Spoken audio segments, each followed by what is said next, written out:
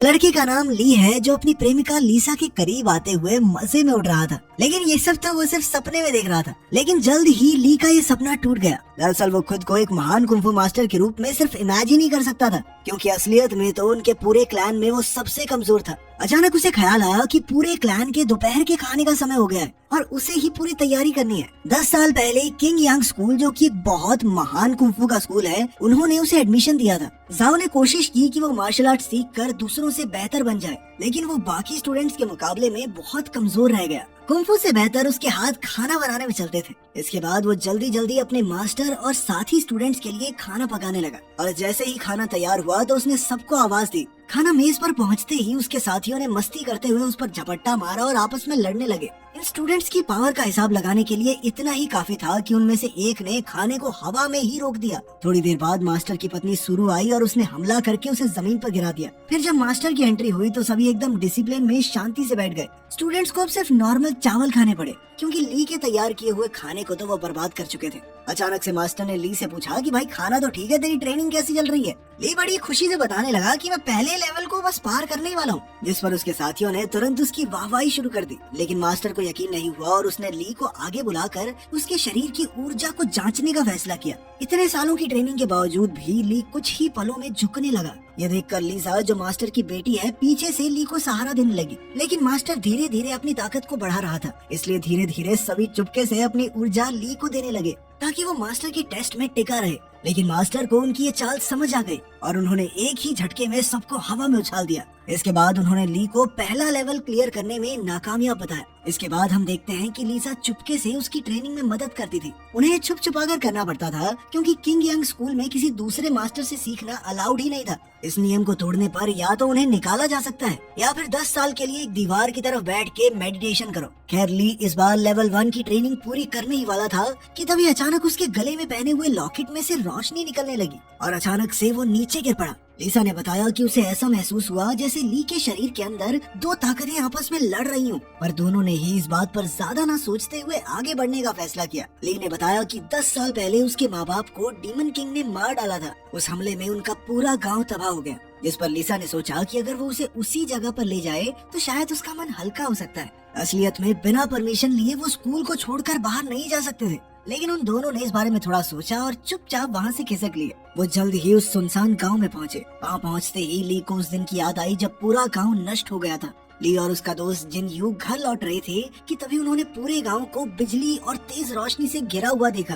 तभी अचानक उनके सामने से मुखौटा पहने हुए एक आदमी गांव के सबसे ताकतवर मार्शल आर्टिस्ट का पीछा कर रहा था। ली और जिन यू इस लड़ाई के बीच में फंसकर बेहोश हो गए। जब ली को होश आया तो लड़ाई अब भी चल रही थी। वो आदमी जिसने मुखौटा पहना हुआ था हार रहा था, लेकिन तभी उसने ली को वहाँ खड़े देख लिया। उसने ली पर हमला करके उसके कपड़ों में एक जहरीला कीड़ा छुपा दिया और जैसे ही उनके गांव का वो ताकतवर योद्धा उसे बचाने के लिए आया तो ली को पकड़ते ही उस कीड़े ने उस योद्धा को काट लिया। लेकिन उस कीड़े का जहर भी मास्टर को मार नहीं सका, बल्कि उन्होंने उस शख्स को पीट कर भगा दिया।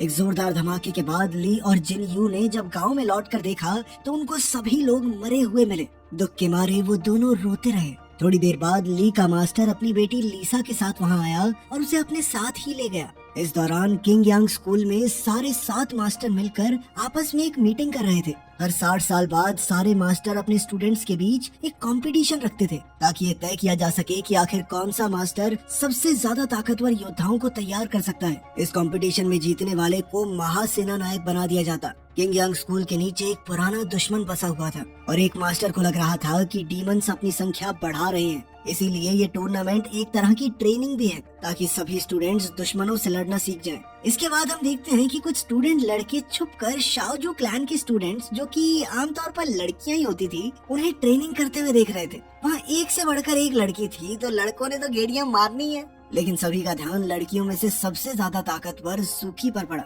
जैसे ही वो सामने आई सभी लड़के एक दूसरे के ऊपर चढ़ के उसे देखने की कोशिश करने लगे और इसी धक्का मुक्की में ली छुपने की जगह से बाहर आ गिरा, जिसके बाद सभी लड़कियों ने उसे घेर कर बंदी बना लिया। बाकी लड़के तो निकल गए, पर बेचारे ली को जूकी ने चट्टान से लटका दिया। उसने ली को रस्सी से बांधकर कई फीट ऊपर से नीचे फेंक दिया और आखिर में सजा के तौर पर उसके शरीर में बहुत सारे खुजली वाले कीड़े डाल दिए। ये कीड़े बहुत ज्यादा छोटे थे और इन्हें निकालना बहुत मुश्किल। ली के दोस्तों ने कीड़े निकालने की बहुत कोशिश की, लेकिन वो बहुत ज्यादा थे, तो उन्होंने सोचा कि ली को गर्म बर्तन में बंद कर देते हैं। किस्मत से सही समय पर लीजा वहाँ पहुँच गई और उसे बचा लिया। उसने उसे बर्तन से बाहर निकाला और खुद उसका इलाज करने लगी। ली तो पहले ही मन उसे बहुत पसंद करता था और उसकी इस हरकत को देखकर तो उसका प्यार और ज्यादा बढ़ गया। उसने सोच लिया कि वो मेहनत करेगा, ताकतवर बनेगा और फिर जाके कभी अपना प्यार जाहिर करेगा। अगली सुबह ली एक झील के पास रुककर वहाँ मौजूद ड्रैगन से सलाह मांगने गया। वो उसके लिए खाना भी लाया था और पूछ ये रहा था कि लीजा से आखिर कैसे बात करे। टूर्नामेंट में अब कुछ ही दिन बचे थे, तो अब लीजा चुपके से अपने पिता की कुछ खुफिया स्क्रोल चुरा लाई, जो उसने ली को दे दिए ताकि वो जल्दी से ज्यादा ही ताकतवर बन जाए। वो तुरंत ट्रेनिंग करने लगा, पर जैसे ही वो ट्रेनिंग का पहला लेवल पार करने वाला था, दो अलग अलग मास्टर्स की आवाज उसके दिमाग में कुछ कुछ कहने लगी और उसके गले में वो ताबीज गर्म होकर उसे दर्द देने लगा। ये नेकलेस उसे 10 साल पहले मिला था, जब उस जहरीले कीड़े ने बूढ़े मास्टर को काटा था। तो मास्टर ने अपनी मौत से पहले अपना पूरा ज्ञान उसे दिया था। साथ ही उसने ये भी कहा था कि इस हार से जल्द छुटकारा पालो। लेकिन ली तो ये अब तक नहीं कर पाया।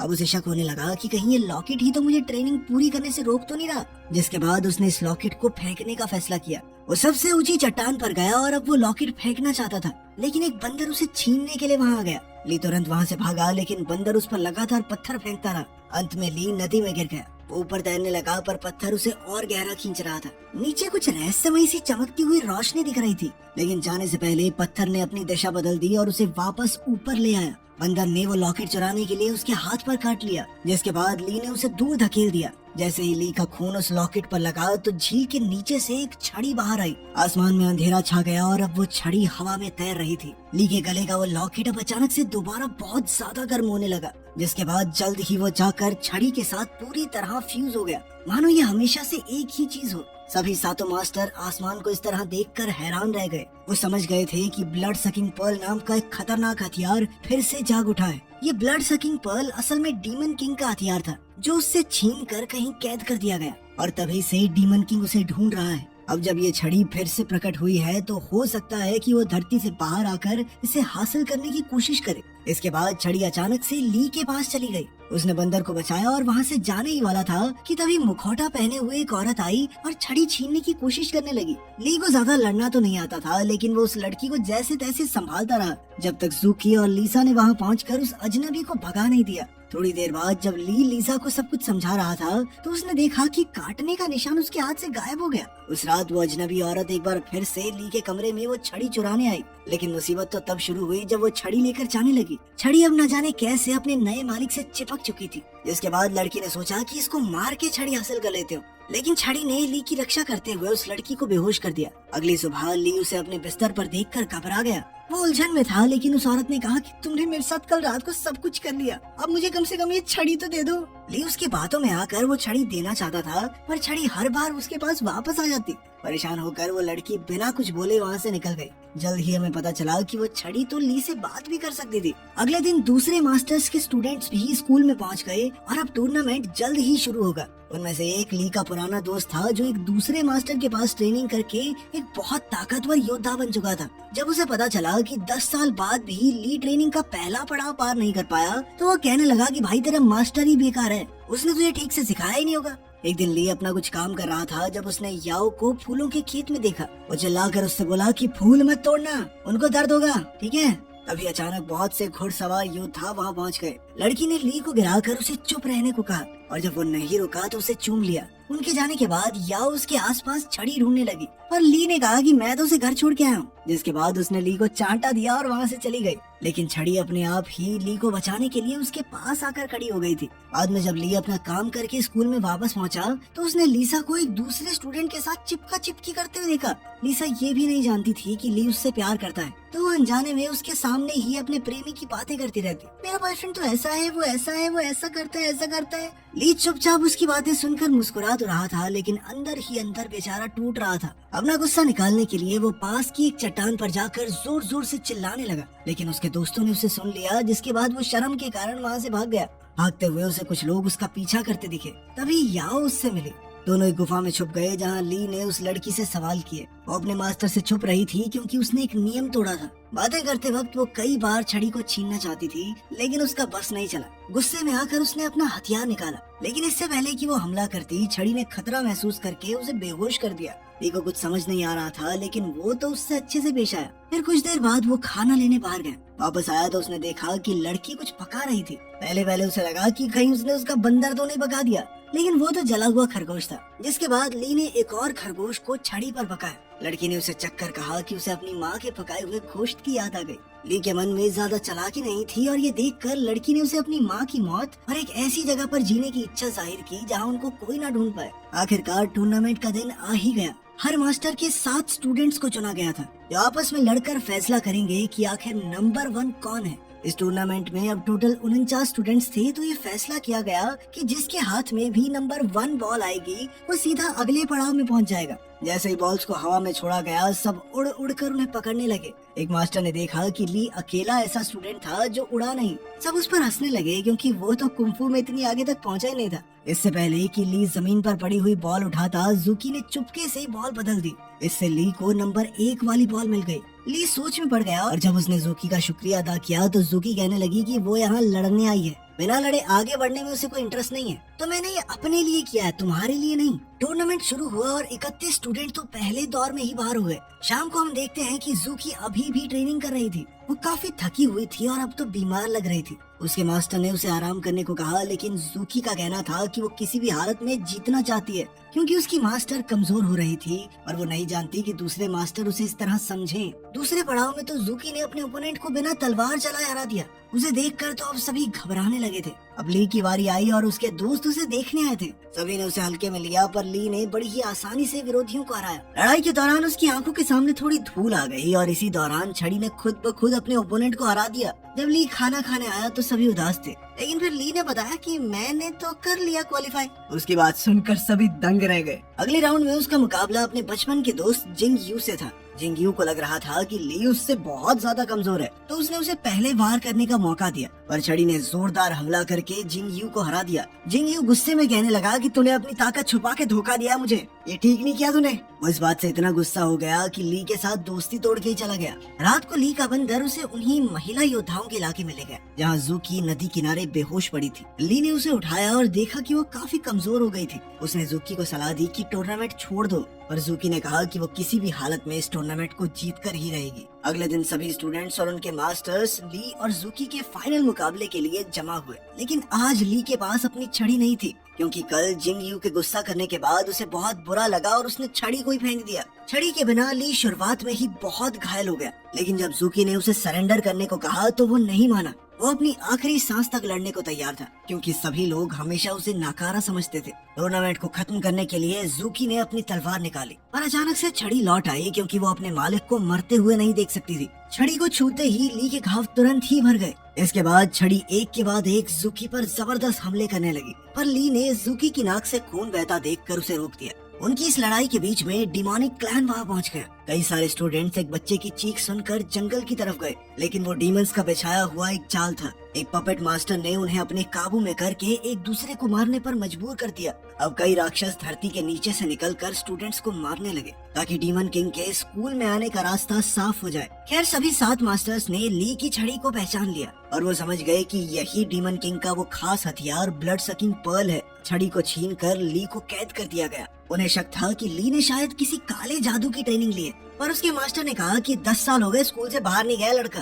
तभी एक स्टूडेंट वहाँ दौड़ते हुए आया और उन्हें जंगल के हादसे के बारे में बताया।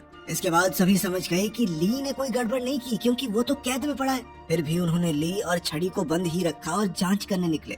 यह मौका देखकर ली को छुड़ाने के लिए पहुंची, लेकिन वो वहाँ से भागना ही नहीं चाहता था क्योंकि उसे डर था कि अगर वो भागा तो सारा इल्जाम उसके ऊपर आ जाएगा। लेकिन फिर याओ को उसे बेहोश करके वहाँ से ले जाना पड़ा। छड़ी ली को बचाने के लिए सामने आई तो याओ ने उसे समझाया कि मैं तेरे मास्टर को कुछ नहीं कर रही, मैं तो उसे बचाने आई हूँ। जिसके बाद छड़ी भी याओ की मदद करने लगी, लेकिन याओ झूठ बोल रही थी और वो उसे अपने पिता के पास ले गई जो डीमन मास्टर निकला। डीमन मास्टर ने ली को देखते ही हमला किया, लेकिन याओ ने बीच में आकर अपने पिता का मुकाबला किया। वो चाहती थी कि उसके पिता ली को सिखाएं ना कि मार डालें। उसने ली को बचाने की कोशिश तो की, लेकिन वो अपने पिता की शक्ति के सामने ज्यादा देर टिक नहीं पाई।